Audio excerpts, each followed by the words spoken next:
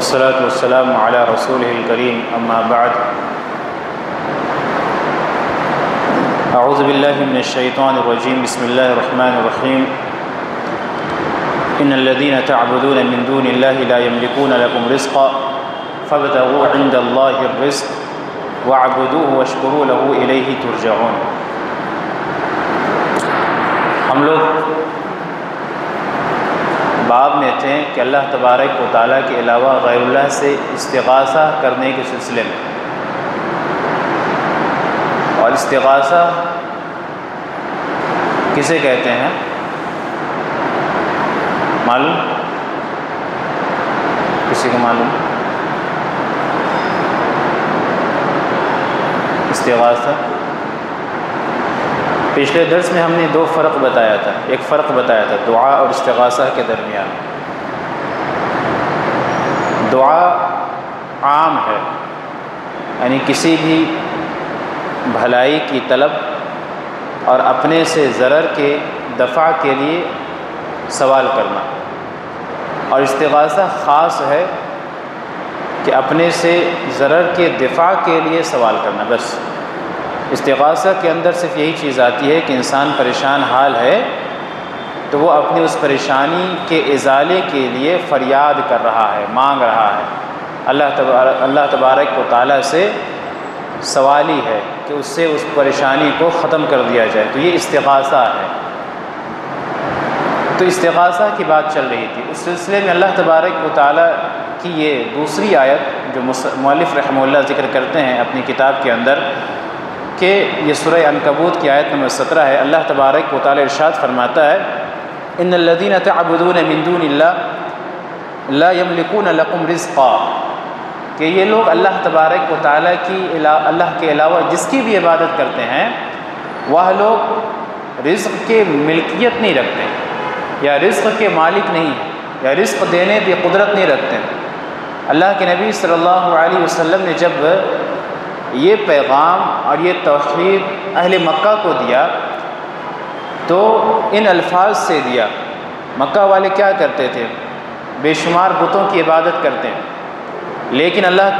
تبارک و تعالیٰ نے اللہ کے نبی صلی اللہ علیہ وسلم کی زبانی یہ پیغام دیا کہ تم لوگ اللہ کے علاوہ جس کی بھی عبادت کر رہے ہو، کوئی بھی ہو، چاہے فرشتے ہوں، نبی ہوں، ولی ہوں، شجر و حجر ہو، جن و انس ہو، کوئی ولی ہو،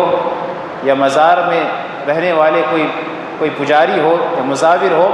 جس کی بھی عبادت کر رہے ہو، وہ تمہیں رزق دینے پر اختیار نہیں رکھتے۔ رزق کی کنجیاں ان کے پاس نہیں ہیں،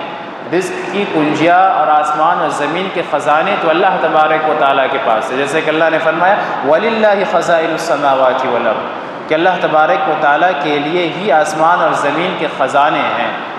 تو یہ رزق کا اختیار نہیں رکھتے۔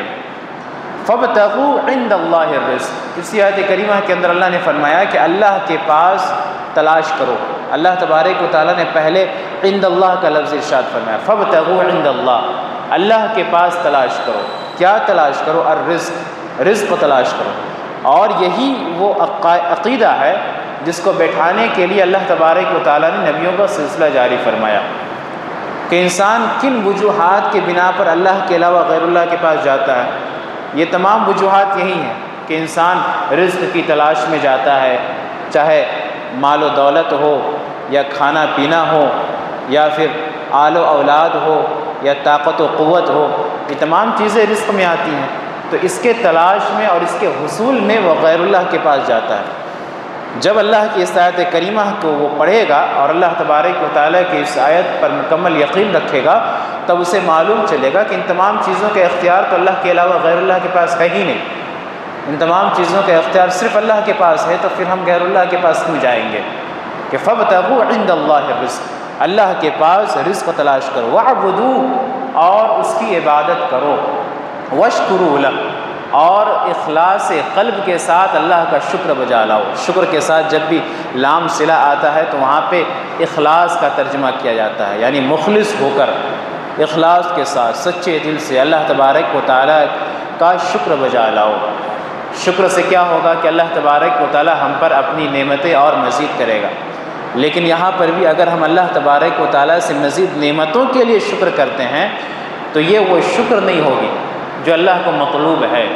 شکر اس لیے کرنا ہے کہ اللہ تبارک و تعالیٰ نے ہم پر اپنا انعام کیا ہے۔ اگر ہماری نیت یہ ہو کہ اللہ ہمارے اوپر اپنے انعام کو زیادہ کرے گا تو یہ وہ مطلوب شکر نہیں ہوگی جو اللہ تبارک و تعالیٰ چاہتا ہے۔ اور شکر نہ کرنے والے کے لیے بھی دردناک عذاب ہے۔ بنی اسرائیل کے 3 لوگوں کا قصہ ہے۔ اللہ کے نبی صلی اللہ علیہ وسلم نے ارشاد فرمایا کہ ان میں ایک گنجا تھا، ایک کوڑ والا تھا اور ایک اندھا تھا۔ یہ 3 لوگ تھے جو کسی بیماری اپنی ان بیماریوں سے جھوج رہے تھے کہ اللہ کا ایک فرشتہ ان کے پاس آتا ہے اور کہتا ہے کہ تمہاری کیا خواہش ہے؟ گنجا کہتا ہے کہ میری خواہش ہے کہ میرے سر پہ بال اگائے۔ جس کو کوڑ لگا ہوا تھا اس نے اپنی خواہش بتائی کہ میری یہ خواہش ہے کہ میرے بدن سے یہ کوڑ پن ختم ہو جائے۔ جو اندھا تھا وہ یہ کہے گا کہ میں دیکھنے والا بن جاؤں۔ تو اس فرشتے نے دعا کی تو اللہ تبارک و تعالیٰ نے ان کی ان بیماریوں کو ختم کر دیا۔ پھر ان کو کہا کہ تم کیا چاہتے ہو؟ اندھے نے کہا کہ مجھے بکریاں چاہیے، اللہ تبارک و تعالیٰ کی یہ نعمت چاہیے۔ اسی طریقے سے کوڑ والے نے اور گنجے نے بھی چند جانوروں کا مطالبہ کیا۔ ایک نے کہا کہ مجھے گائے چاہیے، کسی نے کہا مجھے اونٹ چاہیے۔ تو یہ نعمتیں ان کے پاس رہیں، انہوں نے ان نعمتوں میں اپنا وقت گزارا۔ اللہ تبارک و تعالیٰ نے پھر ان کو آزمانا چاہا تو ان تینوں کے پاس وہی فرشتہ بھیجا یا کسی دوسرے فرشتوں کو بھیجا، لیکن کسی کو اللہ نے بھیجا اور ان تینوں کے پاس اس نے چکر لگایا، کہا کہ میں پریشان حال ہوں، مسافر ہوں، میں تکلیفوں سے گھرا ہوا ہوں، ذرا میری مدد کرو۔ تم تو وہ تھے کہ اللہ نے تمہارے اوپر بیماری نازل کی تھی، تمہیں کوڑ زدہ بنایا تھا، تمہیں اللہ تبارک و تعالیٰ نے گنجا بنایا تھا یا تمہیں نابینا بنایا تھا، پھر اللہ نے تمہیں صحت و عافیت عطا فرمائی، تمہیں مال و دولت سے نوازا، اللہ کے اس مال سے مجھے دو۔ تو گنجے نے اور کوڑ والے نے دینے سے منع کر دیا۔ یہ اللہ تبارک و تعالیٰ کی ناشکری کی، اللہ کی نعمت کی ناقدری کی۔ لیکن جو اندھا تھا جسے اللہ نے بعد میں روشنی عطا فرمائی، اس نے کہا کہ جتنا مال چاہتے ہو لے جاؤ، یہ اللہ کی دی ہوئی نعمت ہے۔ تو وہ شخص یا وہ فرشتہ یہ سن کر کہا کہ مجھے تم تینوں کی آزمائش کے لیے بھیجا گیا تھا۔ اتنا کہنا ہی تھا کہ اس اندھے کے مال و دولت میں مزید اضافہ ہوا اور باقی وہ جو 2 لوگ تھے ان کا مال و دولت تباہ و برباد ہو گیا اور ان کی بیماری ان کے اوپر واپس آ گئی۔ تو یہ نتیجہ ہوتا ہے اللہ کی نعمت کی ناشکری کرنے کا، شکر نہیں بجا لانے کا، اور یہ پھل ملتا ہے اللہ تبارک و تعالیٰ کی نعمت کا شکر کرنے کا، جیسا پھل اللہ تبارک و تعالیٰ نے اندھے کو دیا۔ تو وشکروا لہ، اللہ تبارک و تعالیٰ کا شکر ادا کرو اخلاص کے ساتھ، الیہ ترجعون، اسی کے پاس تمہیں لوٹ کر جانا ہے۔ شکر کے اندر بھی اللہ تبارک و تعالیٰ نے جو کلمات بتائے ہیں، جیسے الحمدللہ، یہ اللہ تبارک و تعالیٰ کے شکر کے کلمات ہیں کہ اللہ تعالیٰ نے ہمیں یہ انعام عطا فرمایا، ہم شکر کر رہے ہیں۔ لیکن اس کلمات کے اندر بھی اگر کوئی شخص فخر و مباحات کی بنا پر تعریف کرتا ہے اللہ کی، مثال کے طور پر کسی کے سامنے وہ بڑائی بیان کر رہا ہے اپنی کہ الحمدللہ میرے پاس یہ ہے، الحمدللہ اللہ نے مجھے یہ چیزوں سے نوازا ہے، تو یہ اللہ تبارک و تعالیٰ کا شکر نہیں ہے۔ اگرچہ وہ اپنی ان تعریفات کے اندر، ان جملوں کے اندر الحمدللہ کا لفظ کا اضافہ کر رہا ہے، لیکن یہ شکر نہیں ہے،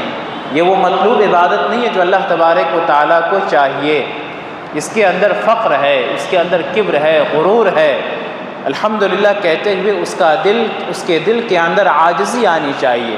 انکساری آنی چاہیے کہ یہ تمام چیزیں اللہ نے ہمیں دی ہے۔ اگر کسی پر فخر کا اظہار کرتے ہوئے کہے کہ الحمدللہ ماشاءاللہ میرے پاس بہت کچھ ہے، میرے پاس یہ ہے، میرے پاس وہ ہے الحمدللہ، تو یہ شکر نہیں ہے،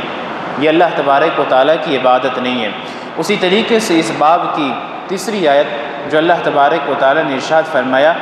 سورہ احقاف کی آیت نمبر 5 اور 6 ہے کہ وَمَنْ أَضَلُّ مِمَّنْ يَدْعُو مِن دُونِ اللَّهِ مَنْ لَا يَسْتَجِيبُ لَهُ إِلَى يَوْمِ الْقِيَامَةِ، کہ اس شخص سے بڑھ کر گمراہ کون ہو سکتا ہے جو اللہ کے علاوہ غیر اللہ کی عبادت کرتا ہے، غیر اللہ کو پکارے، غیر اللہ سے دعا مانگے، اور وہ بھی غیر اللہ ایسا کہ مَنْ لَا يَسْتَجِيبُ لَهُ يَوْمَ الْقِيَامَةِ، کہ جو قیامت تک اس کی مراد کو پوری نہیں کر سکتا،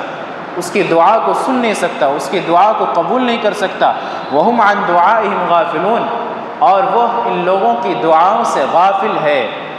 وَإِذَا حُشِرَ النَّاسُ كَانُوا لَهُمْ عَدَاءً وَكَانُوا بِعِبَادَتِهِمْ كَافِرُونَ، اور جب تمام انسان جمع کیے جائیں گے، جب میدان محشر قائم کیا جائے گا تو وہ اپنے پکارنے والوں کے دشمن اور ان کی عبادت کے منکر ہوں گے۔ اس آیت کریمہ کے اندر اللہ تبارک و تعالیٰ نے دو ٹوک لفظوں میں ارشاد فرمایا کہ اللہ کے علاوہ جس کی بھی عبادت کی جاتی ہے، جس کو بھی لوگ پکارتے ہیں، وہ ان کی دعا کو نہیں سن سکتے۔ چار چیزیں اس آیت کریمہ کے اندر بیان کی گئی کہ وَمَنْ أَضَلُّ مِمَّنْ يَدْعُو مِن دُونِ اللَّهِ، کہ اللہ کے علاوہ کوئی شخص اگر کسی کو پکارتا ہے تو وہ سب سے بڑا گمراہ ہے، وہ سب سے بڑا گمراہ ہے، وہ راہ راست سے بھٹکا ہوا انسان ہے۔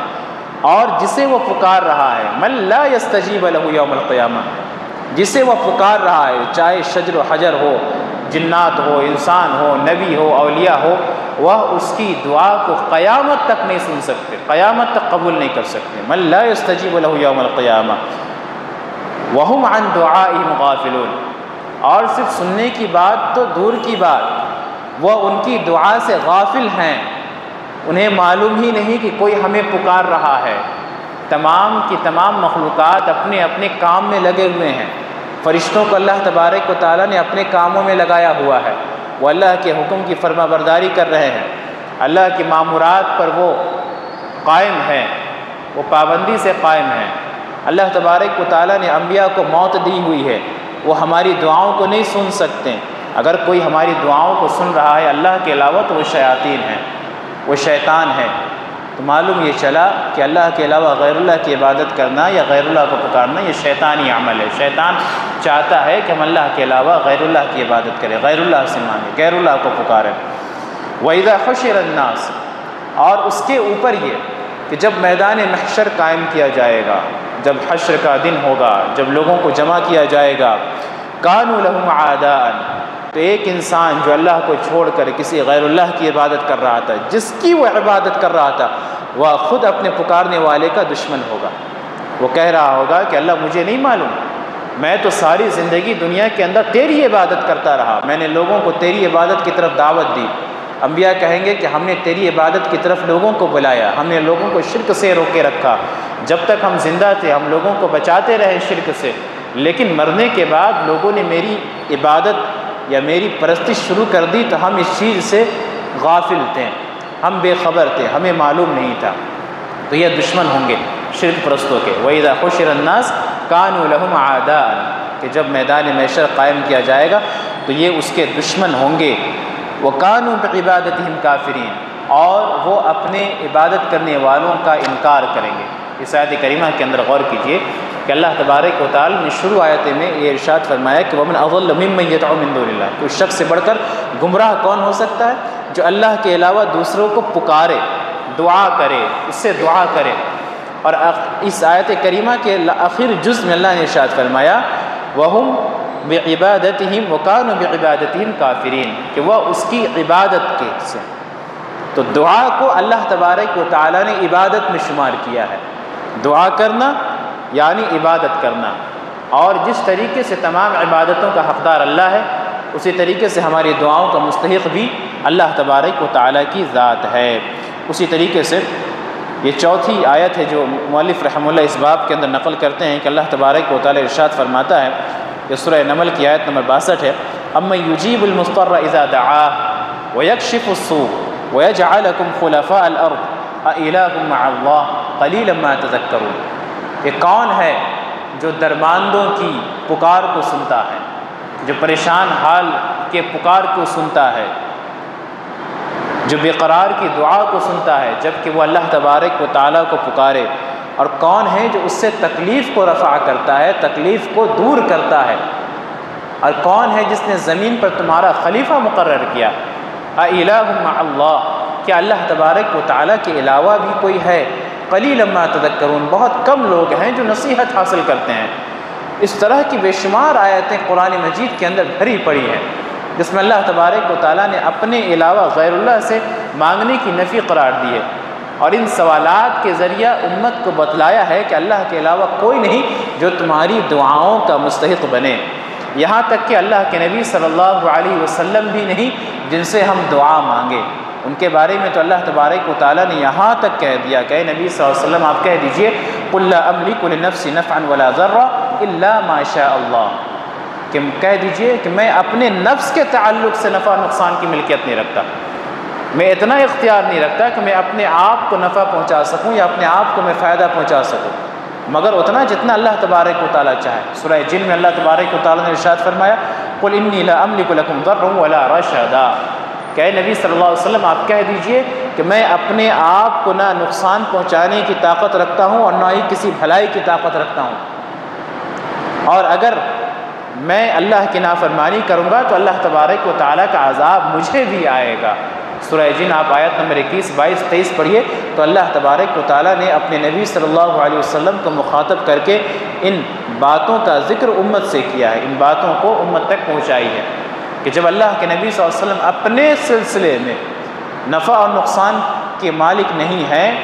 تو پھر جو دوسری مخلوق ہے یا اللہ کے نبی کے بعد کوئی دوسرا شخص ہے، کوئی دوسری ذات، وہ کیسے اپنے آپ کو تو چھوڑیے ہمیں نفع اور نقصان پہنچا سکتی ہے؟ تو یہ تمام چیزیں شرکیہ امور ہیں۔ اسی طریقے سے اس باب کے اندر مؤلف رحمہ اللہ نے ایک روایت نقل کی ہے طبرانی کی، جو سند کے اعتبار سے ضعیف ہے۔ اس کا خلاصہ یہ ہے کہ اللہ کے نبی صلی اللہ علیہ وسلم کے زمانے میں ایک منافق تھا جو صحابہ کرام کو تکلیفیں پہنچایا کرتا تھا، اللہ کے نبی صلی اللہ علیہ وسلم کو تکلیفیں پہنچاتا تھا۔ صحابہ کرام نے کہا کہ قوموا بنا نستغیث برسول اللہ صلی اللہ علیہ وسلم، کھڑے ہو جاؤ کہ ہم اللہ کے نبی صلی اللہ علیہ وسلم سے استغاثہ کریں، یعنی آپ سے مدد طلب کریں، فریاد کریں۔ وہ اللہ کے نبی صلی اللہ علیہ وسلم کے پاس آتے ہیں اور اپنی پریشانی کا ذکر کرتے ہیں، تو اللہ کے نبی صلی اللہ علیہ وسلم نے ارشاد فرمایا کہ انہ لا یستغاث بی، کہ استغاثہ مجھ سے نہیں کیا جائے گا، وانما یستغاث باللہ، استغاثہ تو اللہ تبارک و تعالیٰ سے کی جاتی ہے۔ اللہ تبارک و تعالیٰ نے فوراً اس الفاظ کے اوپر نکیر کی، دو ایک صحابی نے، اور کہا جاتا ہے دوسری روایتوں کے اندر ہے کہ وہ صحابی ابو بکر صدیق رضی اللہ تعالیٰ عنہ تھے، جنہوں نے کہا تھا کہ قوموا بنا نستغیث برسول اللہ صلی اللہ علیہ وسلم، کہ چلو ہم اللہ کے نبی صلی اللہ علیہ وسلم سے استغاثہ کرتے ہیں۔ حالانکہ مخلوقات سے استغاثہ کرنا جائز ہے ان امور میں جس میں وہ ہماری مدد کرنے کا اختیار رکھتا ہے، طاقت رکھتا ہے۔ کسی مخلوق سے ہم فریاد کریں کہ آؤ بچاؤ، فلاں شخص ہمیں مار رہا ہے، راستے میں چلتے ہوئے کسی سے ہم فریاد کریں کہ فلاں تکلیف ہمیں پہنچ رہی ہے، ہماری مدد کو دوڑو، یہ استغاثہ جائز ہے، ایسا کہہ سکتے ہیں۔ جیسے سورہ قصص کے اندر اللہ تبارک و تعالیٰ نے موسیٰ علیہ السلام کے واقعے کو نقل کیا ہے کہ فاستغاثہ الذی من شیعتہ، کہ جو موسیٰ علیہ السلام کے قوم سے تھا، اس نے موسیٰ علیہ السلام سے استغاثہ کیا، مدد کی گہار لگائی، فریاد کی، ان معاملے میں جس میں مخلوق آپ کی مدد کرنے کی طاقت رکھتا ہے۔ لیکن جس میں وہ آپ کی مدد کرنے کی طاقت نہیں رکھتا، جس کی طاقت صرف اللہ تبارک و تعالیٰ رکھتا ہے، ایسے معاملے میں استغاثہ کرنا یہ ناجائز ہے، یہ شرک کے اندر داخل کر دیتا ہے۔ حالانکہ اللہ کے نبی صلی اللہ علیہ وسلم اگر چاہتے ہیں تو اس منافق کو بلا کر، بعض روایتوں کے اندر آیا ہے کہ وہ منافق عبداللہ ابن ابی تھا، بہرحال جو بھی منافق ہو اسے بلا کر آپ اسے ڈانٹ پھٹکار لگا سکتے تھے، مدینہ میں مسلمانوں کی حکومت تھی، آپ اسے باز رہنے کی تلقین کر سکتے تھے، لیکن آپ صلی اللہ علیہ وسلم نے صحابہ کرام کے عقیدے کی اصلاح کی، ان کو سمجھایا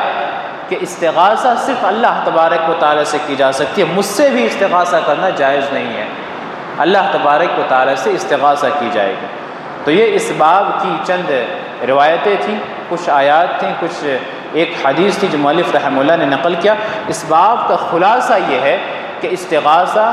اللہ تبارک و تعالیٰ سے فریاد کرنا، اپنے مشکلات کے دفع کے لیے دعا کرنا، سوالی بننا، اس کا حق صرف اللہ تبارک و تعالیٰ رکھتا ہے، اللہ کے علاوہ غیر اللہ سے استغاثہ نہیں کی جائے گی۔ اگر کسی معاملے میں مخلوق قدرت رکھتا ہے آپ کی تکلیف کو دور کرنے پر